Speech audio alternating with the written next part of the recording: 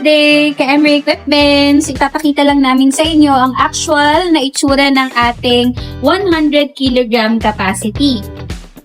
Bubuksan natin siya, papakita natin yung loob. Ito. Kung meron kayong maliit na sari-sari store, kung meron kayong sariling milky shop, meron kayong coffee shops or restaurant, ito yung ideable na capacity para sa inyo kasi this is made for personal business consumption. Na natin siya from here. So, there's a basic filter na rin na included sa unit. Meron din maliit na ice scooper na perfect lang din sa unit na 100 kg natin.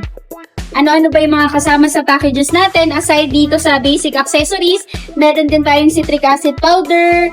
Ginagamit yan pang maintenance. Meron din tayong ice max. Ginagamit rin to pang maintenance. Meron tayong Micron 1 5 pieces ito. Meron din tayong cleaning films, panglinis ng condenser ni unit, at meron din tayong plastic sealer. So kung ipa-plastic natin yung nagawang yelo na bumagsak dito sa bin, at gusto muna natin siyang pagpahingahin or ilalagay natin yung nagawang yelo sa freezer, pwedeng-pwede, gagamitin natin tong sealer na to. And may libre na naman na plastic kaming ipino-provide pang sample packaging. So kung may katanungan kayo dito sa ating 100 kg, mag-message lamang. Meron pa tayong 2 units available at hand.